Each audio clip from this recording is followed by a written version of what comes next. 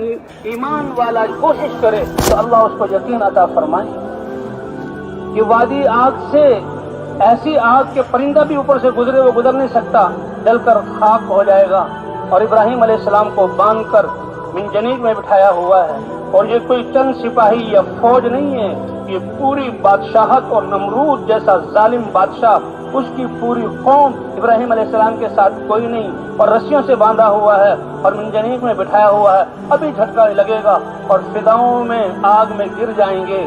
ابراہیم علیہ السلام کے دل میں ذرہ برابر ڈر نہیں ہے، اطمینان سے بیٹھے ہوئے ہیں، کیوں معاملہ اللہ کے ہاتھ میں ہے، میں اس کا رسول اور نبی اور بندہ اس کی طرف بلانے والا ہوں، جو اللہ چاہیں گے وہ ہوگا۔ فرشتے بھی آئیں تو ان سے بھی مدد نہیں چاہیے۔ اے ابراہیم، ہم فرشتے ہیں، پہاڑوں کے فرشتوں کو حکم دے تو ان پہاڑوں کو ہاتھوں میں اٹھا کر ان کو ایسے پیس دیں جیسے چکی میں دانے پیس کر اس کا آٹا بنایا جاتا ہے۔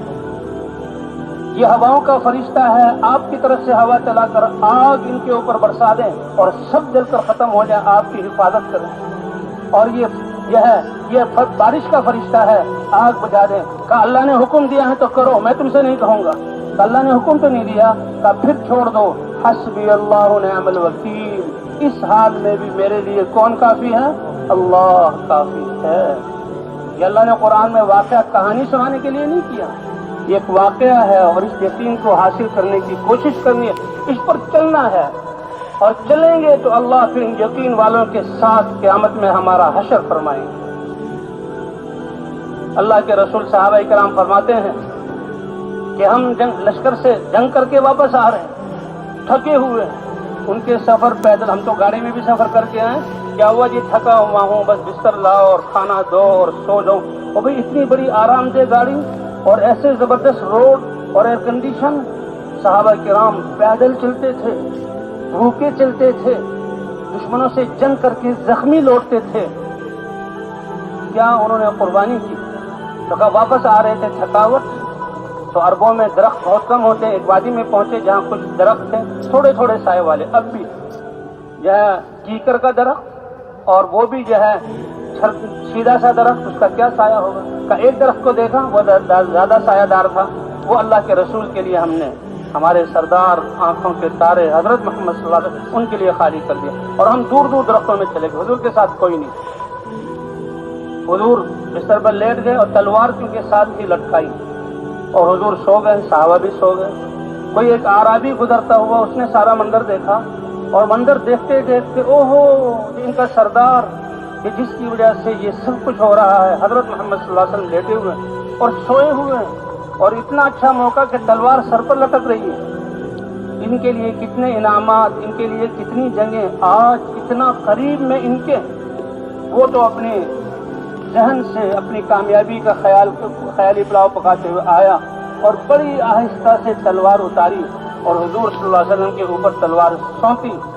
اسی آہٹ میں اللہ کے رسول لیٹے ہوئے آنکھیں کھل گئی، اور اللہ کے رسول کا دل جاگ رہا تھا، آنکھیں کھلی، سارا منظر سمجھ گئے، اور اللہ کے رسول کے ماتھے پر ذرہ برابر شکن اور دل میں ذرہ برابر ڈر نہیں ہے۔ یہ ایمان ایسا ہے جس کو حاصل ہو جاتا ہے، یہ ساری کائنات کے خوف کو نکال کر امن عطا کرتا ہے۔ اب اسے تلوار سونپی ہوئی، اور اس نے بڑے فخر اور فاتحانہ انداز میں کہا من یمنعک منی، آپ کو مجھ سے کون بچائے گا؟ ساتھی دور ہیں، گہری نیند سوئے ہوئے ہیں، تھکے ہوئے ہیں، آپ زمین پر بستر پر لیٹے ہوئے ہیں، اور میں آپ کا دشمن تلوار لیے سر پر تلوار کو سونتا ہوا ہے، کون بچائے گا؟ کوئی راستہ نہیں۔ اللہ کے نبی کی زبان سے نکلا اللہ، یہ ہے اللہ کو کہنا، یہ یقین بن جائے پھر کوئی خوف نہیں۔ اللہ کہا تھا یقین سے کہ کافر کے ہاتھ میں راشا آیا اور کب کپایا اور تلوار چھوٹی اور نیچے گر گئی تلوار۔ اللہ کے رسول صلی اللہ علیہ وسلم نے تلوار پکڑی اور اس کی طرف کی اور کہا اے فلاں اب تم بتاؤ تمہیں کون بچائے گا؟ وہ تو کانپنے لگا اور ٹانگیں اس کی ہلنے لگی، اور کہا کن خیر آخذن، جس کی لاٹھی اسی کی بھینس، تلوار آپ کے ہاتھ میں ہے، معاملہ آپ کے ہاتھ میں ہے۔ فرق دیکھیے اللہ کے نبی کا اور ایک دنیا پر یقین رکھنے والے کافر کا۔ کن خیر آخذ، اختیار آپ کے ہاتھ میں ہے، اور تلوار جس کے ہاتھ میں ہے وہ گردن اڑا بھی سکتا ہے اور معاف بھی کر سکتا ہے۔ آپ اچھے پکڑنے والے ہیں تو اچھے پکڑنے والے بن جائیں۔ اللہ کے رسول نے کہا جاؤ، معاف کیا، اور اس کے باوجود ابھی یہ حضور اتنا کائنات کا بڑا جرم کرنے کا ارادہ کر رہا تھا، اور حضور نے اس کے سامنے اسلام پیش کیا اور کہا کیا تم لا الہ الا اللہ محمد رسول اللہ کہہ دو گے، اسلام میں داخل ہو جاؤ گے؟ باوجود اس نے حضور صلی اللہ علیہ وسلم کے کلمے کو قبول نہیں کیا، کہا نہیں کلمہ تو نہیں کہوں گا، لیکن آپ کی عظمت میرے دل میں اتنی آ گئی ہے کہ کبھی آپ سے لڑنے والوں کے ساتھ میں نہیں آؤں گا۔ تو بھئی یہ ایمان اتنی بڑی چیز ہے، اتنی بڑی چیز ہے۔ اللہ کا خوف کإنما سلط علی ابن آدم ما خافہ ابن آدم وإنما وکل ابن آدم لمن رجاہ ابن آدم ان لم يخف الا اللہ لم يسلط علیہ غیرہ وان لم یرجو الا من اللہ لم یکل الی غیرہ۔ یہ ایمان ہی ہے کہ اللہ کی ذات پر اتنا یقین کو خوف ہو اللہ کا۔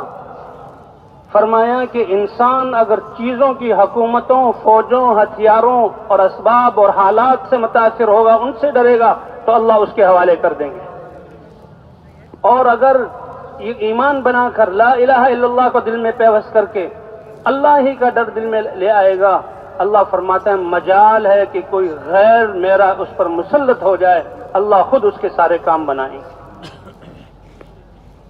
تو بھائی اس کی ہمیں دعوت ہے، اور ہم اس کی دعوت دے رہے ہیں کہ ڈر سے نکلو، چیزوں کے تاثرات سے نکلو، خوفوں سے نکلو، امن حاصل کرو، یقین حاصل کرو۔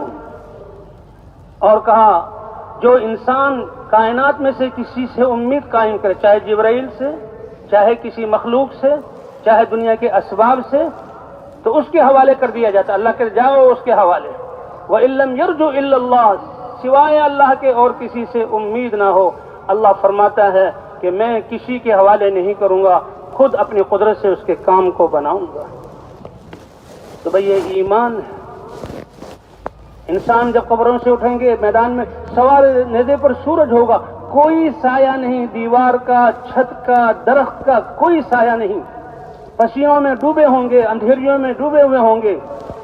اگر سایہ ہوگا تو ایمان والوں کے لیے کہ اللہ فرماتے ہیں سبعۃ اظلھم اللہ فی ظلہ یوم لا ظل الا ظلہ، 7 آدمی ایسے ہوں گے کہ جن کو میں اپنے عرش کے سائے کے نیچے جگہ دوں گا، اور اس دن کوئی سایہ نہیں ہوگا۔ اس لیے بھائی آخرت کا سرمایہ ہمارا آخرت کے لیے پیدا کیا گیا، اور ان کا سرمایہ ایمان اور اعمال ہے۔ اس میں سے ایک شاب نشأ فی عبادت اللہ، ایسا نوجوان ماں باپ نے بچپن ہی سے ایسی تربیت کی کہ جوانی میں قدم رکھا، شعور کی زندگی میں آیا، اس وقت سے اللہ کی ماننے میں لگا اور موت تک اللہ کے احکام مانتا رہا، تو اس دن جس دن سورج سوا نیزے پر ہوگا، زمین تانبے کی ہوگی، اس دن جو ہے انسان اللہ اپنے عرش کے سائے کے نیچے اس کو جگہ دیں گے۔ اور 2 وہ شخص ہوں گے رجلان تحابا فی اللہ اجتمعا علیہ وافترقا علیہ، کہ وہ 2 مسلمان جو اللہ کے لیے آپس میں محبت کریں اور اللہ کے امر پر جمع ہوں اور اللہ کے امر ہی سے جدا ہوں، تو اللہ ان کو عرش کے نیچے جگہ عطا فرمائیں گے۔ سایہ کوئی نہیں ہوگا، تو وہاں کا سایہ جو عرش کا سایہ ملے گا وہ ایمان اور اعمال کی بنیاد پر ملے گا۔ اور کوئی پانی نہیں، نفسی نفسی چیخ رہے ہوں گے، اور اگر پانی ہوگا تو حضور صلی اللہ علیہ وسلم کا حوض کوثر ہوگا، اور اللہ کے رسول صلی اللہ علیہ وسلم وہاں پر اپنی امت کا انتظار کریں گے، اور ایمان والوں کو اپنے دست مبارک سے پانی پلائیں گے۔ وہ اتنا بہترین پانی ہوگا کہ جو اس پانی کو پی لے گا اس کے بعد کبھی اس کو پیاس لگے ہی نہیں۔ لیکن وہ حضور صلی اللہ علیہ وسلم کے دست مبارک سے پانی، وہاں کا سرمایہ ایمان اور اعمال ہے، اور اس امت کے لیے ایمان، اعمال اور حضور کی محنت۔ آپ اپنی امت، اللہ کے ایسے رسول کہ دنیا میں جب سے نبوت ملی اور موت تک دن رات امت کو مانگا، امت کے لیے محنت کی، امت کو ایمان کی طرف بلایا۔ اے اللہ کے رسول، دنیا میں تو آپ ہمارے ساتھ، جب ہم ہمارے دل جو ہیں ہم دور رہتے، ہمارے دل تلملاتے اور آپ کی آنکھیں دیکھنے کو ترستی، تو آپ کے پاس آ کر آپ کی زیارت کر کے آنکھیں ٹھنڈا کر لیتے ہیں۔ لیکن قیامت میں آپ تو اللہ آپ کو آپ کے درجے کے مطابق نبیوں کے سردار اونچے درجے میں لے جائیں گے، اور ہم اگرچہ صحابہ امتی ہیں تو ہم تو دور ہوں گے۔ تو حضور صلی اللہ علیہ وسلم نے فرمایا، اے فلاں صحابی، غالباً حضرت انس، اے انس، میں قیامت میں بھی 3 جگہوں میں سے کسی ایک جگہ میں ملوں گا، اور ہر جگہ وہ ہوگی جو میرے امت کے جمع ہونے کی جگہ ہوگی۔ یا تو میں حوض کوثر پہ ہوں گا اور اپنی امت کا انتظار کروں گا کہ اس دن کی پیاس بجھانے کے لیے اپنے دست مبارک سے میں حوض کوثر کا پانی پلاؤں گا کہ اس کے بعد کوئی پیاس نہیں ہوگی۔ فرماتے ہیں حضور اپنی امت کو بلائیں گے، اور کچھ لوگوں کو حضور پہچانیں گے کہ یہ میری امت ہے، اور حضور کہیں گے آ جاؤ، اور جب وہ آنے لگیں گے تو فرشتے آ جائیں گے، اے اللہ کے رسول، یہ اللہ نے ان کو آپ کی امت میں ہونے کا شرف بخشا تھا، لیکن انہوں نے قدر نہ کی، آپ کے دین کو چھوڑا، بھولے، اور دین میں ایسی چیزیں ان نے جمع کر دی جو دین میں نہیں تھی، اے اللہ کے رسول ان نے یہ جرم کیا ہے۔ اللہ کے رسول بھی کہیں گے سحقن سحقن، کہ جنہوں نے میرے دین کو بگاڑا اور میری امت کو میرے دین مجھ سے دور کیا، اللہ سے دور کیا، ان کے لیے دوری ہو، ان کو اس وقت دور کر دیا جائے گا۔ تو حوض کوثر کے پانی ملنے کا ذریعہ ایمان اور اعمال ہے۔ کہاں مجھے حوض کوثر پر پاؤ گے؟ اور اگر وہاں نہ ہوں تو پھر جہاں میری امت کے اعمال تولے جائیں گے، اور جن کی برائیوں کا پلڑا جھک گیا اور نامہ اعمال بائیں ہاتھ میں دیا جانے لگا، کہ میں ان کی سفارش کروں گا، اور میری اللہ ان کے بارے میں سفارش قبول کر کے ان کی مغفرت فرمائیں گے۔ اور یا پل صراط پر ہوں گا، پل صراط جہنم کی دہکتی ہوئی وادی، کتنی گہری اور کیسا اس کا ایندھن، اور وہ پل بھی کیسا ہوگا، بال سے باریک اور تلوار سے تیز، کاٹ دینے والا۔ انسان اپنی ٹیکنیک اور جسم کی فولادی پن مضبوطی سے نہیں، وہاں ایمان کی قوت سے چلے گا۔ بعض ایمان والے ان کی ایمانی قوت اور اللہ کے دین پر دین پر عمل کرنے کی طاقت، یا اللہ کے دین کی طرف بلانے کی وجہ سے ان کی قوت ایسی ہوگی، جو ہی قدم رکھیں گے تو بجلی کے چمکنے کی طرح دوسرے کنارے پر پہنچ جائیں گے، حتیٰ کہ ان کو حیرانگی ہوگی کہ وہ پل کہاں ہے۔ فرشتے کہیں گے تم اپنے ایمان کی قوت سے اس پل کو تم پار کر آئے ہو۔ کہا اس پل پر ہوں گا، اپنے نافرمان امتیوں کے جو ڈگمگائیں گے ان کی مدد کروں گا تاکہ پل کو پار کر لیں۔ تو بھئی آخرت کا دار و مدار اللہ نے ایمان اور اعمال پر رکھا ہے۔ وہاں جو کام آئے گا ایمان اور اعمال، وہاں کوئی اختیار نہیں۔ یہاں دھوپ ہے تو کسی سے مانگ لیا، سائے میں چلے گئے، بھوک لگی ہے تو پانی مل گیا، بھوک لگی ہے تو کھانا مل گیا، کپڑے نہیں ہیں تو کبھی مل گئے، بیماری ہے تو کبھی صحت مل گئی۔ وہاں ایمان اور اعمال کے علاوہ کوئی چیز کام آنے والی نہیں، اس لیے وہاں کا سرمایہ ایمان اور اعمال ہے۔ حضرات انبیاء کرام یہ لے کر آتے ہیں، اور پھر لوگوں کو ایمان کی طرف بلا کر یہ دین انسانوں تک پہنچاتے ہیں، اور اسی کو حضور صلی اللہ علیہ وسلم سب سے آخر میں سابق نبیوں کے سردار حضرت محمد صلی اللہ علیہ وسلم اللہ کا یہ مبارک دین لے کر آئے،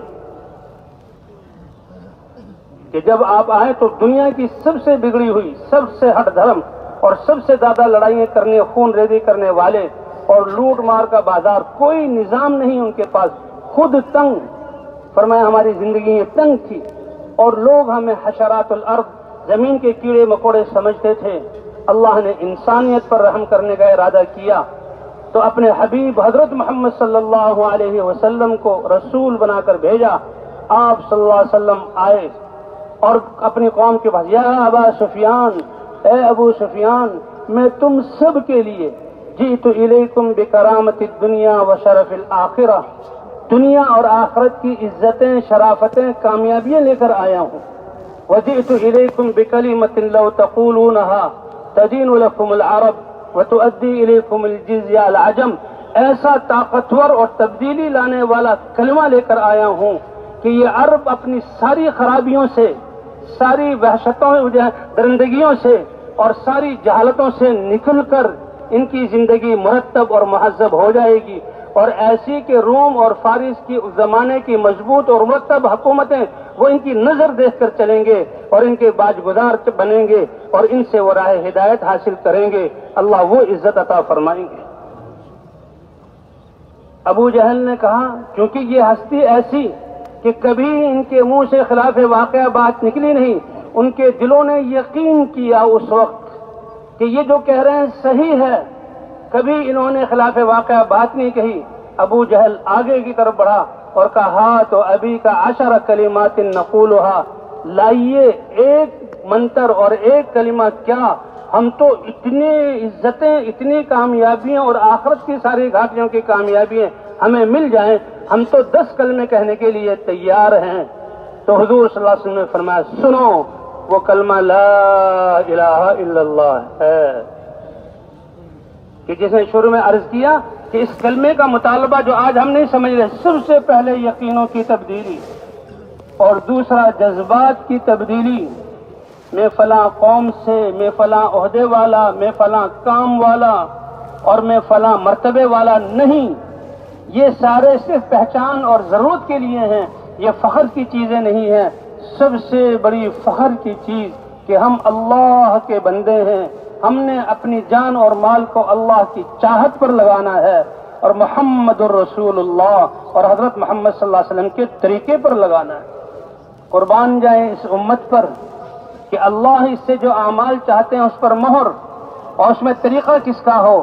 اللہ کے حبیب حضرت محمد صلی اللہ علیہ وسلم کا۔ تو یہ کلمہ لے کر آئے کہ لا الہ الا اللہ، بس یہاں انسان دھوکہ کھا جاتا ہے۔ اس نے کہا او ہو اس میں تو یقین کو بدلنا، ہم تو 360 بت نہیں اور بھی بہت سے بت ہیں، ان کو خدا مانتے ہیں اور صدیوں سے خدا مانتے چلے آ رہے ہیں، اپنے خداؤں کو ٹھکرا دیں حالانکہ خود اپنے ہاتھوں کے بنائے ہوئے، اور اپنے باپ دادا کے غلط طریقوں کو چھوڑ دیں۔ یہ باپ دادا کے غلط طریقے یہ بہت نقصان دینے والی۔ اما ھذہ فلا، بہرحال یہ اگر کلمہ ہے تو ان کلمے کو کہنے کے لیے ہم تیار نہیں ہیں۔ اللہ فرماتے ہیں کتنے یہ ناقدرے تھے، میں نے انہی میں سے نبی بنایا، مکہ میں پیدا ہوئے انہی میں سے۔ لقد من اللہ علی المؤمنین اذ بعث فیہم رسولا من انفسہم یتلو علیہم آیاتہ ویزکیہم ویعلمہم الکتاب والحکمہ وَإِن كَانُوا مِن قَبْلُ لَفِي ضَلَالٍ مُبِينٍ، کہ انہی میں سے نبی کتنا بڑا احسان کیا جو خود ان کو آیات پڑھ کر سنا کر ان آیات کی طرف بلاتا ہے، دعوت دیتا ہے، اللہ کی طرف بلاتا ہے، ان کے نفوس کو پاکیزہ بناتا ہے، ان کے نفوس کو پاکیزہ بناتا ہے اور ان کو حکمت سکھاتا ہے، اللہ کے احکام سکھاتا ہے اور اللہ کی کتاب سکھاتا ہے اور ان سے کوئی اجر نہیں لیتا۔ یہ اللہ کا سب سے بڑا احسان کائنات پر کہ حضرت محمد صلی اللہ علیہ وسلم اللہ کا پیغام لے کر آئے۔ وہ رسول حضور صلی اللہ علیہ وسلم فرماتے ہیں اے میری امت اپنے نصیبے پر فخر کرو جو تمہارے لیے دنیا اور آخرت کا فخر ہے، اور وہ کیا ہے کہ تمہارے نصیبے میں اللہ نے نبیوں کی جماعت میں سے سید المرسلین اور سرور انبیاء خاتم النبیین مجھے تمہارا رسول بنا کر بھیجا ہے، یہ تمہارے لیے دنیا اور آخرت کی فخر کی چیز ہے۔ انا حظکم من النبیین، اور پھر اللہ کے رسول صلی اللہ علیہ وسلم نے فرمایا وانا حظکم وانتم حظی من الامم۔ اگلی بات بھی سن لو، اللہ نے تمہیں نبیوں کے اعتبار سے سب سے بڑا نبی کتنا بڑا نصیبہ دیا، لیکن تمہیں امت بھی اتنی بڑی بنایا کہ میرے نصیبے میں بھی پہلی امتوں کو چھوڑ کر اے میری آخری امت تم میرے نصیبے میں ہو۔ تو اللہ کے رسول صلی اللہ علیہ وسلم اس دین کو لے کر آئے، 9-10 سال اس کلمے کی دعوت دی، یقین کے بنانے کی دعوت دی۔ کائنات کا سب سے قیمتی کلمہ ہے، کائنات سے زیادہ قیمتی کلمہ، ساتوں زمین آسمان کو اور ساری مخلوقات کو ترازو کے ایک پلڑے میں رکھ دیا جائے اور لا الہ الا اللہ کو ترازو کے دوسرے پلڑے میں رکھ دیا جائے تو لا الہ الا اللہ کا پلڑا بھاری ہو جائے گا۔ اتنا قیمتی کلمہ، جس کے پاس یہ کلمہ ہو تو بتائیں کس چیز کی کمی رہ گئی؟ کہ انا اللہ، میں اللہ ہوں، ملک الملوک، بادشاہوں کو بادشاہ بنانے والا میں ہوں، اور بادشاہوں کو بادشاہت دے کر ان کی حکومتیں اور ان کے دل، ان کے جسم، ان کی فوجیں، ان کے ہتھیار میرے اختیار سے نہیں نکلتے۔ قلوب الملوک و نواصیہا بیدی، ان کے دل کی دھڑکنیں اور خیالات اور ان کی پیشانییں میری قبضہ قدرت میں ہیں۔ انا اللہ، میں اللہ ہوں، بادشاہوں کو بادشاہت دینے والا میں ہوں، اور بادشاہت دے کر ان کو اختیار نہیں دیتا، ان کے دل اور ان کی جو ہے پیشانییں میرے قبضے میں ہیں۔ ان العباد اطاعونی، اگر میرے یہ بندے مجھے راضی کر لیں، میری اطاعت کر لیں کہ ان کی فطرت کے مطابق ان کا دیکھنا، ان کا بولنا، ان کا سننا، ان کی تجارت، ان کی زراعت، ان کی زندگی کا ہر شعبہ جو ان کی فطرت کے مطابق ہے، انہیں کامیابی دلانے والا ہے، وہ مان لیں میں رب کریم ہوں، ان کا دین ان کو دنیا آخرت میں دلانے والا دیا ہے، اطاعت کر لیں میری، تو میں بادشاہوں کے دلوں کو ان کے لیے نرم کر دوں گا، جی ہاں، اور ان کے فائدے کے لیے استعمال کروں گا۔ وَإِنِ الْعِبَادُ عَصَوْنِي، اور اگر میرے بندے میری نافرمانی پر، احکام کے توڑنے پر، اور ان کو دنیا آخرت میں کامیابی دلانے والے دین سے اعراض کر کے رہیں گے، تو پھر ان بادشاہوں کے ذریعے ان کی چیخیں نکلواؤں گا۔ فیصلے میرے ہیں، وہ بادشاہ خود نہیں بنے، تمہارے ووٹوں سے، ہاں، اور تمہاری جو ہے جلسوں سے اور تمہاری طاقتوں سے نہیں بنے، ایک دن کا بھی اللہ کے علم کے بغیر ایک جگہ سے اپنی جگہ دوسری جگہ جا نہیں سکتا۔ اس ساری کائنات میں اللہ کا وللہ الامر من قبل و من بعد، آج تک پہلے سے اور ہمیشہ ہمیشہ تک اللہ کا امر چلتا ہے، وہ میری بادشاہ بنانے سے بادشاہ بنے۔ اس لیے اگر بادشاہوں کی طرف سے تمہیں کسا جائے، تمہاری چیخیں نکلیں اور تمہارے اوپر حالات آئیں، تو بادشاہوں کو برا مت کہو، اپنی ذاتوں کی طرف رجوع کر کے مجھ سے توبہ کر لو، اور میں ایسا کریم رب ہوں، تم تائب بن کر آ گئے، تمہارے گناہوں کو معاف کر دوں گا اور بادشاہوں کو تمہاری خدمت میں لگا دوں گا۔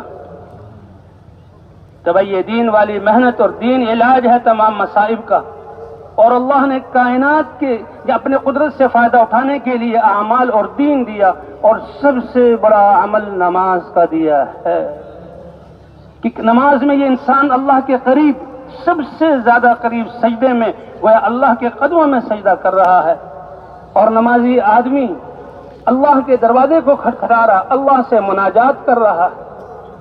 اور یہ نماز اتنا بڑا عمل کہ اس کی تیاری میں انسان جب لگتا ہے، اسی وقت سے اللہ کی طرف سے دین اور گناہوں کا بخشنا۔ حضور صلی اللہ علیہ وسلم سے صحابہ کرام نے پوچھا، یا رسول اللہ، قیامت میں انبیاء آئیں گے، امتیں، اللہ کا دربار اور جو ہے پورا میدان بھرا ہوگا، کتنی امتیں، 2 لاکھ انبیاء اور ان کی امتیں، تو آپ اپنے امتیوں کو کیسے پہچانیں گے کہ آپ کی توجہ ان کی طرف ہو، امت آپ کی طرف لگ کے آپ تو پہچانے جائیں گے؟ تو حضور نے ایک زبردست مثال کہ ایک دیہاتی سے دیہاتی آدمی کی سمجھ میں آ جائے، کہا ایک میدان میں مشکی کالے رنگ کے اور مشکی رنگ کے گھوڑے بھرے ہوئے ہوں، اور اس میں کچھ پنکلیان ان کی پیشانی اور پاؤں سفید ہوں، اور وہ گھوڑے ان میں ہوں، تو کیا لاکھوں اور کروڑوں گھوڑے میں سے انسان اپنے ان گھوڑوں کو نہیں پہچان لے گا؟ کہا یا رسول اللہ، یہ نشانی تو ایسی ہے جیسے دنیا، اب کہتے ہیں دنیا میں اندھا بھی پہچان لے گا، یا رسول اللہ یہ تو پہچانے جائیں گے۔ فرمایا میرے امت راتوں کو اٹھ کر جو وضو کرتی تھی نمازوں کے لیے، اور 5 نمازوں کے لیے جو وضو کرتی تھی، ان کے اس وضو کرنے کی وجہ سے قیامت کے دن اللہ ان کے اعضاء کو چمکائیں گے چاند کی طرح، اور اس کی وجہ سے میں ان کو پہچانوں گا۔ اللہ کے رسول کی سفارش اور پہچان کروانے، اس لیے بھی وضو پر آؤ، نمازوں پر آؤ۔ وضو مسلمانوں کا ہتھیار ہے، الوضوء سلاح المؤمن۔ اے بلال، جنت کی سیریں کی، جہاں بھی جنت میں گیا، میں نے تمہارے قدموں کی آہٹ اپنے آگے آگے سنی۔ حضور صلی اللہ علیہ وسلم فرما رہے ہیں، وہ کون سا عمل ہے؟ یا رسول اللہ، جب بھی پیشاب پاخانہ وضو ٹوٹا، فوراً وضو کر لیا، فوراً وضو کر لیا، کہاں یہی تمہارا عمل۔ اور نماز، انسان جو نماز میں آتا ہے، نیت باندھتا ہے، اور پھر اس کے ساتھ گناہ معاف ہوتے ہیں ہر قدم پر۔ یہ مسجدوں سے دور گھر مسجد کی طرف چل کر آ رہے ہیں، یہی مزدوری ہے ہماری، یہی دین ہے کہ ہر قدم پر ایک گناہ معاف ہوتا ہے، ایک نیکی لکھی جاتی ہے، ایک درجہ بلند ہوتا ہے۔ صحابہ فرماتے ہیں کہ مدینے والوں میں سے ایک صحابی جس کا سب سے دور گھر تھا اور وہ پیدل چل کر آتا تھا، مدینے کی دوپہر کی سخت گرمی اور سردیوں کی راتوں کے ہواؤں کے جھکڑ اس کو جماعت سے پیچھے نہیں کرتے تھے۔ دیکھا جب اتنا اہتمام کرنے والا ہے، بعضوں کو رحم آیا اور کہا لو اشتریت حمارا، تم گدھا کیوں نہیں خرید لیتے؟ جیسے آج کار اس زمانے کی سواری، گدھا نبی کی بھی سواری بھی ہے، تو گدھا کیوں نہیں خرید لیتے کہ اس پر سوار ہو جاؤ، جلدی تمہاری مسافت ہو جائے، زمین کی گرمی سے بچ جاؤ، دھوپ کی تپش سے بچ جاؤ۔ کہا نہیں، میں نہیں خریدنا چاہتا، خرید سکتا ہوں لیکن میں نہیں خریدنا چاہتا۔ وہ جو حدیث میں سنا ہے کہ ایک ایک قدم پر ایک نیکی میں لکھی جاتی ہے، درجہ بلند ہوتا ہے، جانے پر بھی اور آنے پر بھی۔ میں چاہتا ہوں کہ میرا آنا اور میرا جانا لکھا جائے اور قیامت میں یہ مجھے اجر کی صورت میں ملے۔ انہوں نے یہ کہا، اللہ کے رسول نے کہا اللہ نے سارا اجر تمہارے لیے لکھ دیا ہے۔ اس لیے بھائی مسجدوں کا عادی بناؤ، مسجدوں کا عادی بناؤ۔ کامن غدا الی المسجد او راحا عد اللہ له نزلا فی الجنت کلما غدا او راح۔ جہاں انسان چیخ رہے ہوں گے، نفسی نفسی کا عالم ہوگا، پسینہ نکل رہا ہوگا اور سورج سوا نہدے پر بھوک اور پیاس، تو وہاں کے اسباب کے جو صبح مسجد میں جائے گا، شام کو مسجد میں جائے گا، ہر دفعہ مسجد جانے کے بدلے میں اللہ قیامت میں اس کے لیے خصوصی جو ہے مہمانی تیار فرما کر اس کو قیامت میں سب محشر والوں کے سامنے دیں گے۔ ہاں، وہاں کوئی اسباب نہیں ہوں گے، وہاں کے ایمان اور اعمال۔ تو مسجد میں آنا، مسلمان جب وضو کر کے آتا ہے، بنی سلمہ ایک قبیلہ تھا، مسجد نبوی کے پاس کچھ جگہ خالی ہو گئی، کچھ لوگ کسی طرح گھر چھوڑ کر چلے گئے، تو انہوں نے ارادہ کیا کہ ہم مسجد نبوی کے پاس آ جائیں کہ بیت جہاں صف اول میں اور مسجد نبوی کی جہاں تکبیر اولیٰ کے ساتھ نماز پڑھنا۔ حضور صلی اللہ علیہ وسلم کو پتہ لگا کہ یہ چلنے کی مشقت سے بچنے کے لیے نیتیں ٹھیک ہیں، تکبیر اولیٰ، صف اول، مسجد کی نماز، اور یہ مشقت کو ختم کرنا چاہتا ہے۔ حضور صلی اللہ علیہ وسلم نے فرمایا بنی سلمہ دیارکم تکتب آثارکم، دیارکم تکتب آثارکم، دیارکم تین دفعہ فرمایا اے بنی سلمہ، اپنے آپ کو مشقت سے بچانے کے لیے گھروں کو چھوڑ کر مسجد کے قریب مت آؤ۔ میں اللہ کا رسول تمہیں خوشخبری دیتا ہوں کہ تمہارا ایک ایک قدم اللہ کے ہاں لکھا جاتا ہے اور قیامت میں تمہیں اجر کی صورت اور ثواب کی صورت میں تمہیں مل جائے گا۔ تو وہی نماز پڑھنا حضور صلی اللہ علیہ وسلم نے اپنی آنکھوں کی ٹھنڈک نماز میں بتلائی۔ جعلت قرۃ عینی فی الصلاۃ، جو نماز پڑھتا ہے وہ حضور کی آنکھوں کو ٹھنڈا کرتا ہے۔ تو اس کا مطلب جو نماز کو چھوڑتا ہے، چاہے میرا بھائی ہو، چاہے میرا بیٹا ہو، چاہے میرے گھر والے ہوں، اس کی نماز کی چھوڑنے کی وجہ سے اتنا غصہ کہ جو جماعت کی نماز چھوڑ دیتے ہیں، اللہ کے رسول جو آگ سے بچانے کے لیے آئے، میرا دل چاہتا ہے چند نوجوانوں کو لوں اور ایندھن جمع کروں اور جو لوگ بغیر عذر کے گھروں میں نمازیں پڑھتے ہیں ان کے گھروں کو آگ لگا دوں۔ اس لیے بھائی جو نمازیں چھوٹی ہیں، معافی، ان کی قضا اور آئندہ کے لیے عزم کہ نمازی آدمی جب نماز میں یہ نماز کتنا بڑا عمل ہے اور کہاں ملا، سارے احکام دنیا میں اترے اور یہ نماز اللہ نے اپنی نبی کو معراج اپنے دربار میں بلا کر وہاں نماز عطا فرمائی۔ کوئی لیلۃ المعراج کا قصہ کہ جبرائیل علیہ السلام ایک فرشتے کے ساتھ آئے، ام ہانی کے گھر سے لیا، بیت اللہ میں آئے، براق پر بٹھایا اور بیت المقدس گئے۔ جانے سے پہلے یا واپسی پر ساری اماموں انبیاء کی امامت کی، وہاں سے آسمانوں پر پہلا آسمان، دوسرا آسمان، ہر آسمان پر پوچھا جاتا تھا کون؟ کا حضرت محمد صلی اللہ علیہ وسلم۔ وہ جو پیغام بھیجا گیا ہاں کا مرحبا ہو، فرشتے مرحبا کہتے اور حضور آگے چلتے جا رہے ہیں۔ آدم علیہ السلام سے ملاقات، ابراہیم علیہ السلام سے ملاقات، موسیٰ علیہ السلام سے ملاقات، ادریس علیہ السلام سے ملاقات اور ہارون علیہ السلام سے ملاقات۔ اللہ کے دربار میں پہنچے، ایک موقع ایسا آیا کہ جبرائیل جیسا نور والا فرشتہ وہ رک گیا اور ابراہیم علیہ السلام، حضور صلی اللہ علیہ وسلم اوپر جا رہے ہیں۔ اے جبرائیل یہ کیا ہوا کہ میرے گھر سے میرے ساتھ رہے، سدرۃ المنتہا تک ساتھ رہے اور اب آپ رک گئے اور میں اکیلا جا رہا ہوں۔ تو کہا اے محمد صلی اللہ علیہ وسلم، اللہ کے حبیب، آپ کا درجہ اتنا اونچا ہے کہ یہ وہ مقام آ گیا ہے اگر جبرائیل نورانی اور فرشتوں کا سردار ہوتے ہوئے بھی بال کے برابر اس سے اوپر ہو جائے، اللہ کی انوارات کی تجلیات میرے پروں کو جلا کر خاک کر دے۔ اگر یکسر منہ برتر پرم فروغ تجلا بسوزت پرم، ایک بال کے برابر بھی اللہ کے رسول کا کتنا اونچا مرتبہ اللہ نے اپنے قریب کیا۔ اللہ کے دربار میں حاضر ہوئے. اب بڑوں کے پاس جانا جیسے دنیا میں جاتے ہیں تو کچھ لے کر جاتے ہیں، یہ اللہ ہیں اور یہ اللہ کے حبیب ہیں. اور کیا پیش کیا؟ التحیات للہ والصلوات والطیبات. یہ ہیں وہ تحفے. ما منکم من احد الا سیکلمہ ربہ لیس بینہ وبینہ ترجمان، کہ قیامت میں اللہ ہر ایک سے بغیر واسطہ اور ترجمان بنائے پوچھیں گے، اے میرے بندے انسان بنایا تھا، یہ سارے اعضاء دیے تھے، کتنی زندگی ان کا نظام چلایا تھا، کتنی نعمتیں دی تھی، آج میرے لیے اور آج کے دن کے لیے انعمت علیک وخولتک، میں نے خوب دیا، آج کے لیے کیا لے کر آئے ہو؟ اور وہ ہمیشہ ہمیشہ ہمیشہ کبھی ختم نہ ہونے والی زندگی کا سرمایہ. اس لیے کہتے ہیں یقین بناؤ اور نمازوں کو بناؤ کہ اللہ کے رسول نے اے اللہ قولی عبادتیں، ساری مالی عبادتیں اور ساری بدنی عبادتیں اور مالی عبادتیں اور قولی عبادتیں اے اللہ تیرے لیے ہیں، تیرے سامنے پیش کرتا ہوں. تو 3 جو ہیں تحفے پیش کیے اللہ کی طرف سے، 3 انعامات اس کے ملے. السلام علیکہ ایھا النبی ورحمۃ اللہ وبرکاتہ. اے نبی سلامتی ہو ہماری طرف سے اور اللہ کی رحمت ہو اور اللہ کی برکتیں ہوں. 3 انعامات اللہ کی طرف سے ملے. اللہ کے نبی اتنے سخی اللہ کے اس قرب میں امت کو نہیں بھولے. جیسے دنیا میں امت پر محنت کر رہے ہیں، رو رہے ہیں اور امت کا سوال کر رہے ہیں، وہاں بھی امت کو سلام والی نعمت کو اپنے لیے اور اپنی امت کے نیک بندوں کے لیے قبول کیا. السلام علینا وعلی عباد اللہ الصالحین. اے اللہ تیری طرف سے سلام کا جو انعام یہ ہم پر ہو اور جتنے میری امت کے نیک بندے ہیں اے اللہ ان سب کے لیے میں سلام کو قبول کرتا ہوں. قربان جائیں آپ کی سخاوت پر.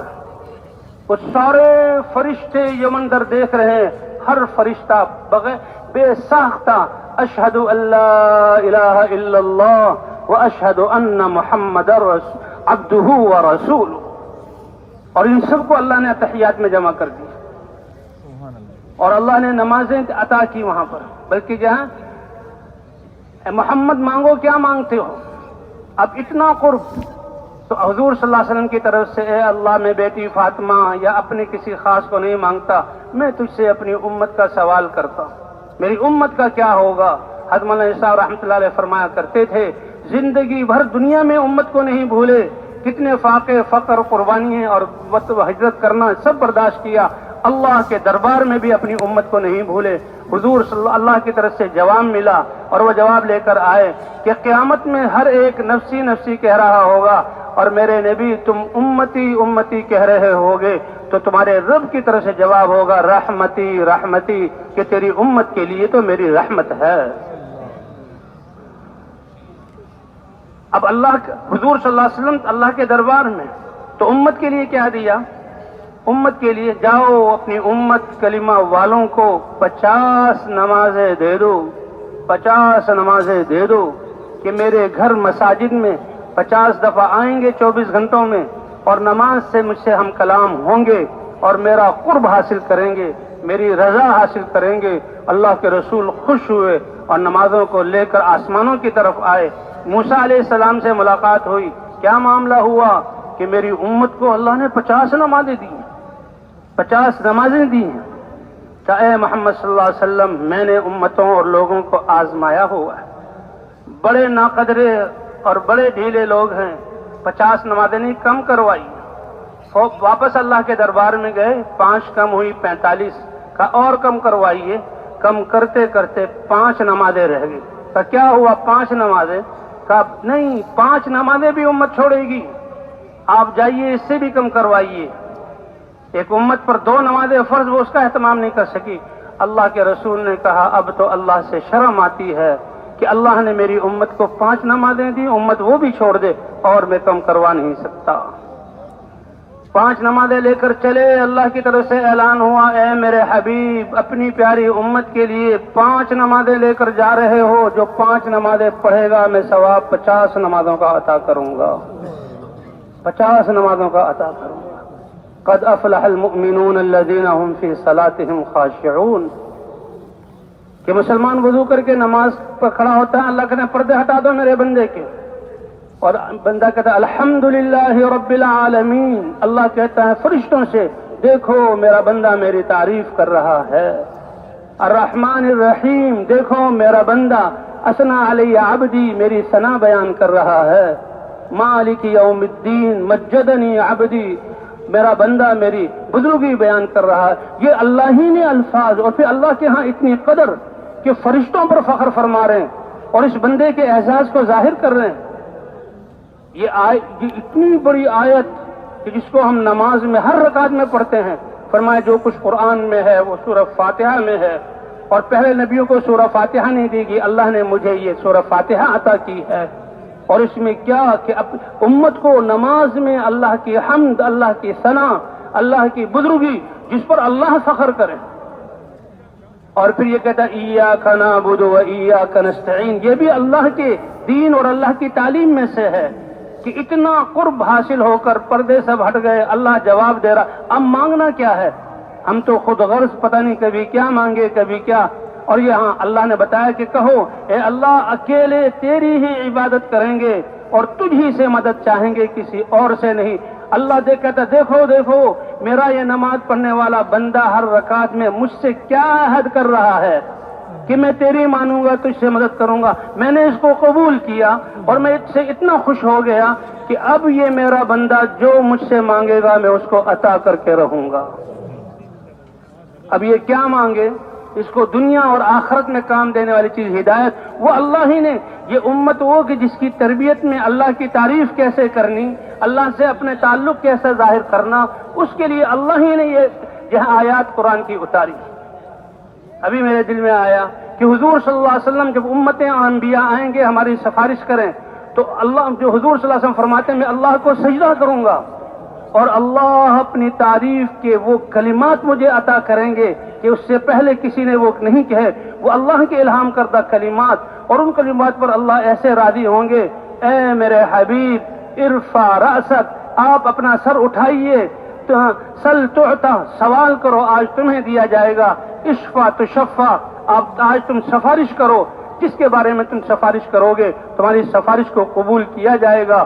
کہ وہ ایسے کہ پہلے کسی کو یہ تعریفی کلمات نہیں دیے گئے، تبھی اللہ نے یہ کلمات اس امت کو دیے ہیں جس میں اللہ کی حمد، اللہ کی ثنا، اللہ کی بڑائی، پھر اللہ سے تعلق کو ظاہر کرنا، اور ایسا ظاہر کرنا کہ اللہ وعدہ کر لیں کہ میرا بندہ، اور یہ کروڑوں 2 ارب مسلمان نمازوں میں کھڑے ہو کر جو مانگ رہے ہیں، آج جو مانگیں گے وہ میں ان کو عطا کروں گا۔ اور کیا مانگنا ہے؟ اس کی رہبری بھی اللہ کی طرف سے، اہدنا الصراط المستقیم، اے اللہ سیدھا راستہ جو تجھ تک پہنچانے والا ہو وہ راستہ دکھا دے، سمجھا دے، اس پر چلا دے اور اپنے تک پہنچا دے۔ سارا کا سارا اس دعا میں آ جاتا ہے۔ یہ نماز کتنی بڑی دعا ہے، اسی لیے تو پھر آمین امام کہتا ہے، مقتدی کہتے ہیں آمین، اور فرشتے کہتے ہیں کہ جس کی آمین فرشتوں کی آمین سے برابر ہو گئی تو اس میں نے جو دعا مانگی وہ ساری دعا اس کی قبول ہو گئی۔ غیر المغضوب علیہم ولا الضالین، اے اللہ دنیا میں بسنے والے وہ جن پر تیرا غضب ہے، اور اللہ نے بتایا وہ یہود ہیں جنہوں نے میرے نبیوں کو قتل کیا، میرے نبیوں کی مخالفت کی، میرے حبیب سے دشمنی کی، اے اللہ ان کے راستے پر نہ چلا، اور یہ بھٹکے ہوئے نصارہ، اے اللہ ان کے راستے پر نہ چلا، جن پر تیرا انعام ہوا ہے ان پر۔ اور انعام کون سی ہستیوں پر؟ دوسری آیت میں بیان کیا گیا، من النبیین والصدیقین والشہداء والصالحین، حضرات انبیاء اور صدیقین اور شہداء اور صالحین، اے اللہ ان کے راستے پر ہمیں چلا۔ تو بھئی یہ نماز، اس لیے حضور صلی اللہ علیہ وسلم نماز کی طرف بلا رہے ہیں۔ اور بھئی حضور صلی اللہ علیہ وسلم آخری نبی ہیں، آپ کے بعد کوئی نبی نہیں آئے گا، آپ خاتم النبیین ہیں، آپ کی ختم نبوت کی وجہ سے اللہ نے اس امت کو اس دین کی محنت کے لیے چنا ہے۔ انبیاء پہلے بھی، وَلِكُلِّ أُمَّةٍ وَلِكُلِّ قَوْمٍ هَادٍ وَإِن مِّنْ أُمَّةٍ إِلَّا خَلَا فِيهَا نَذِيرٌ، نبی یہ محنت کیا کرتے تھے۔ حضور صلی اللہ علیہ وسلم کو جو بھیجا گیا نبوت کا سلسلہ بند. کہا یہ نبوت اور رسالت ایک بہترین عمارت ہے جو اللہ نے بنائی. حضرات انبیاء کرام اس کی اینٹیں ہیں. آدم علیہ السلام سے اس کی تعمیر شروع ہوئی. مجھ سے پہلے ایک اینٹ کی جگہ خالی تھی، اب مجھے بھیج کر وہ اینٹ کو بھی لگا دیا. یہ عمارت پوری ہو گئی. اب میرے بعد کوئی رسول اور نبی نہیں آئے گا. میں خاتم النبیین ہوں اور میں ایسا دین لے کر آیا ہوں کہ جس دین میں انسانوں کی دنیا آخرت کی کامیابی ہے، قیامت تک آنے والے انسانوں کی کامیابی ہے. تو آپ صلی اللہ علیہ وسلم کی ختم نبوت کی وجہ سے اللہ نے آپ کی امت کو چنا ہے. آج جو تبلیغ کی نقل و حرکت، جیسے میں نے کہا تھا کہ میں الیاس صاحب اکیلے ایک آدمی نے ایک آواز اٹھائی، آج کروڑوں مسلمان افریقہ کے جنگلوں میں، جی ہاں، اور صحراؤں میں اور جزیروں میں اور پہاڑوں پر اور میدانوں میں کروڑوں انسان پھر رہے ہیں اور لا الہ الا اللہ کی صدائیں لگا رہے ہیں. لوگوں، اللہ ہے، اللہ کو مان لو، اس کو اکیلا معبود شمار کر لو، اس کے علاوہ کوئی معبود نہیں، اور اس کے احکام محمد الرسول اللہ حضرت محمد صلی اللہ علیہ وسلم کے طریقے پر مان لو، دنیا آخرت میں کامیاب ہو جاؤ گے. ایک شخص کی چلائی ہوئی آواز آج دنیا کے لوگ حرکت میں ہیں. تو بھئی یہ ختم نبوت کی وجہ سے اس دین کی آواز اس امت کو ملی، یہ اعزاز، اسی لیے اس کو بہترین امت قرار دیا گیا. کنتم خیر امت اخرجت للناس.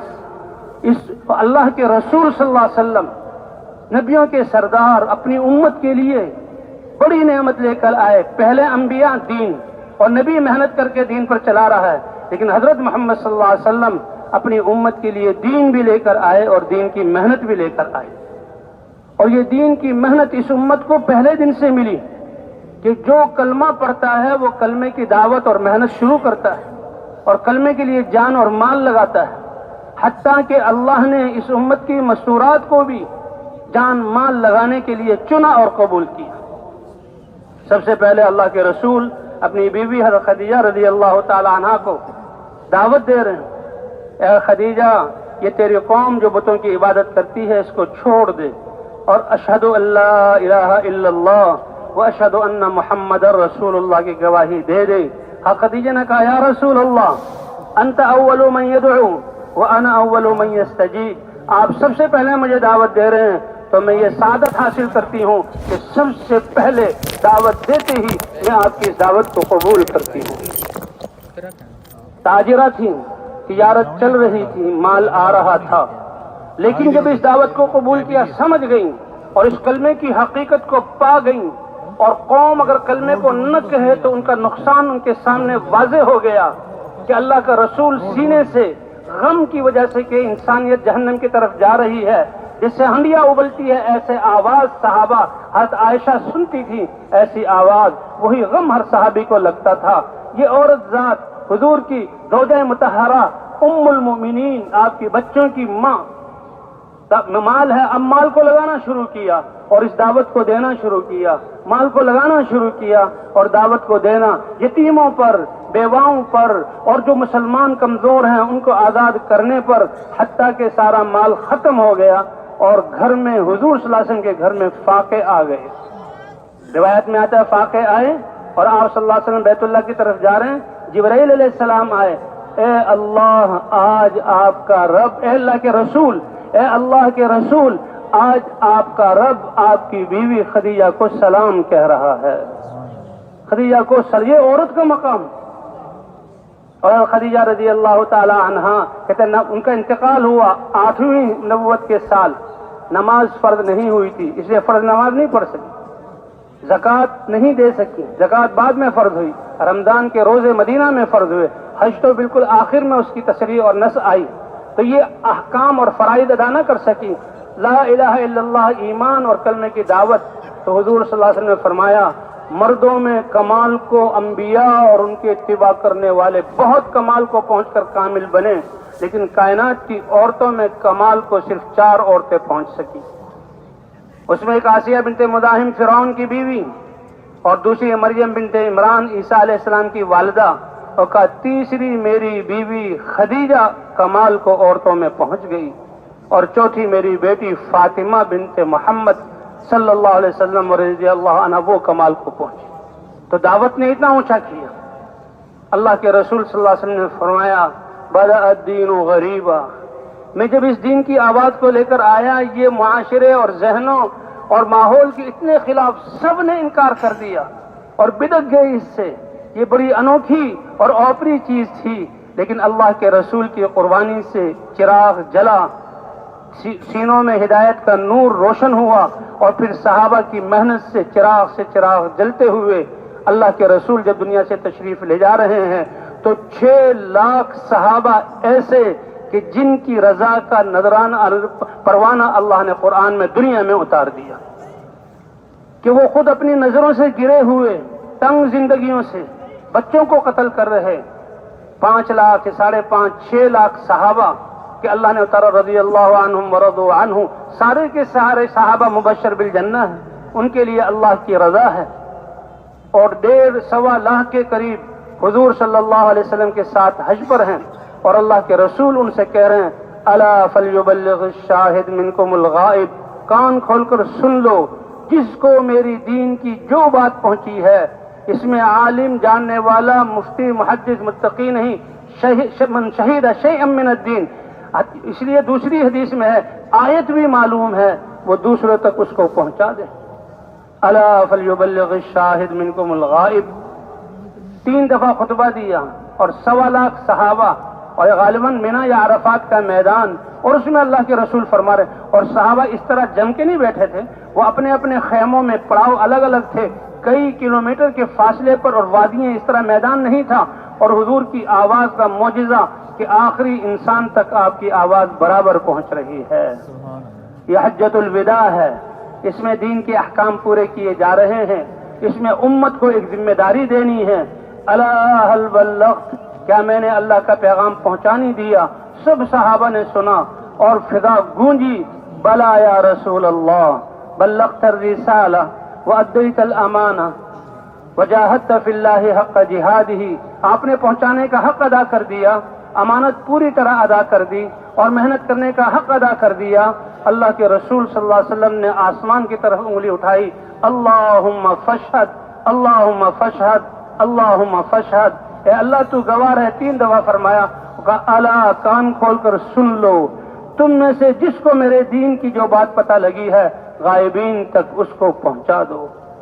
حضور کے ہوتے ہوئے بھی صحابہ محنت کر رہے ہیں اور قربانیاں کر رہے ہیں اور حضور کے بعد صحابہ پوری دنیا میں گئے, جانوں کے نذرانے حضور صحابہ کرام نے پیش کیے. فرمایا بدأ الدین غریبا, یہ اوپرا شروع ہوا تھا اور یہ سیعود کما بدأ, اور پھر یہ اوپرا بن جائے گا فطوبى للغرباء. جو اس دین کی اہمیت کا احساس کر کے اور امت کے لیے غم کھا کر اور اپنی زندگی کے مقصد کو سمجھ کر اپنے آپ کو پردیسی بنا دیں گے کہ اب بیٹھنے کا وقت نہیں ہے, اب نکلو, اپنے گھروں کو چھوڑو, اپنے ان کاروباروں کو چھوڑو. انسانیت کو جہنم سے بچانا ہے, اللہ کی نافرمانی کے عذاب سے. یہ ساری پریشانیاں, کیونکہ یہ ایمان اور اسلام, یہ مسلمان جماعت اس کے لیے نہیں ہے, یہ اسلام ساری انسانیت کے لیے ہے اور مسلمان اس کو قبول کرنے والا ہے. اور قبول کرنے والا جب اس دین کو قبول کر کے اس کو اپنی زندگی میں جو ہے زندہ کرتا ہے تو اللہ کی طرف سے رحمتیں برکتیں, تو ان رحمتوں برکتوں کی وجہ سے کافر انسانوں کو بھی امن ملتا ہے, ان کے خون محفوظ ہوتے ہیں, ان کے مال محفوظ ہوتے ہیں, ان کو اخلاق برتنے والے مسلمان ملتے ہیں. اور ان کے دین پر چلنے کی وجہ سے جو رحمتیں نازل ہو رہی ہیں اس سے مچھلیاں سکون سے سمندر میں زندگی گزارتی ہیں, اس سے بلوں میں ریت میں صحراؤں میں چیونٹیاں جو ہیں سکون سے زندگی گزارتی ہیں, اس میں وہ فضا میں اڑنے والے پرندوں ان کو سکون ملتا ہے. اسی لیے جب بچہ کوئی علم سیکھنے کے لیے چلتا ہے کہ یہ علم سیکھے گا اور انسانوں کو بتائے گا, امن آئے گا, ساری کائنات اس کے لیے مغفرت کی دعا کرتی ہے.